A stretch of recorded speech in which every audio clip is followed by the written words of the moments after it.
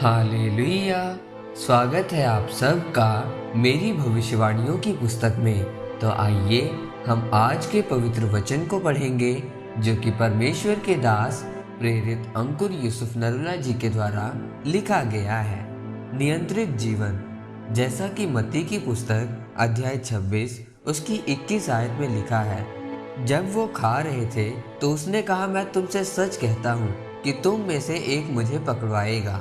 मेरे प्रियो, अगर कोई आपको गलत बोल दे या आपको पता हो कि किसी ने आपके साथ गलत किया है, तो अगर आपने भी उसको गलत बोलना शुरू कर दिया, उसके लिए अपने मन में गुस्सा और नफरत रखने लग गए, तो यह नियंत्रित जीवन नहीं है। जब आप गुस्से में आकर अपनी जिम्मेदारियों से भागते हो कि आपकी सास ने आपको कुछ गलत बोल दिया, फिर आप उनको रोटी तक नहीं पूछते, उनको बुलाते तक नहीं हो, ये भी नियंत्रित जीवन नहीं है। बाइबल में हम प्रभु यीशु मसीह के बारे में पढ़ते हैं कि उनको ये बात पता थी कि जिसने मुझे पकड़वाना है वो यहूदा इस्करियोती है। और जिस रात प्रभु यीशु मसीह ने पकड़ाए जाना था, उस रात भी वो अपने चेलों के साथ बैठे थे। उनके बीच में यहूदा इस्करियोती भी बैठा था। तब प्रभु यीशु मसीह ने उनको कहा कि तुम में से एक मुझे पकड़वाएगा। प्रभु यीशु मसीह को ये पता होने पर भी कि मुझको पकड़वाने वाला यहूदा इस्करियोती है, उन्होंने उस पर गुस्सा नहीं किया और ना ही उसको कुछ गलत कहा। जिस तरह वह पहले यहूदा से प्यार करते थे, उसी तरह बाद में भी उससे प्यार करते रहे।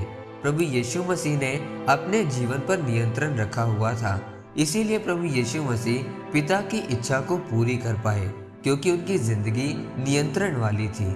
मेरे प्रियो, जब आप भी नियंत्रण वाला जीवन जीते हैं, परमेश्वर के जैसा स्वभाव रखते हैं, तो फिर आप अपने माता पिता के साथ, अपने दुश्मनों के साथ सही व्यवहार करते हैं। फिर आप पाप की तरफ नहीं बल्कि परमेश्वर के वचनों की तरफ ही अपना ध्यान रखते हैं। फिर आप अपनी जिंदगी में गवाहियों की बारिश को देखते हो। जब आप अपने मन पर, अपने शरीर पर नियंत्रण रखते हैं, तो फिर आप अपने जीवन में परमेश्वर की योजना को पूरी होते हुए देखते हैं।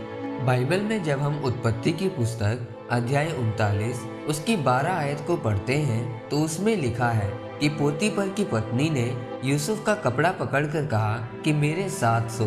तब यूसुफ अपना कपड़ा उसी के हाथ में छोड़कर भाग गया और बाहर निकल गया। हम यूसुफ के बारे में देखते हैं कि उसका अपनी जिंदगी पर पूरा नियंत्रण था।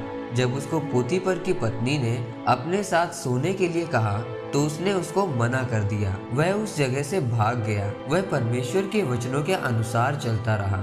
उसने अपने आप पर नियंत्रण रखा, व्यभिचार नहीं किया। इसीलिए उसको परमेश्वर ने ऊंचा किया और मिस्र देश का प्रधानमंत्री बनाया, और परमेश्वर की योजना उसके जीवन में पूरी हुई।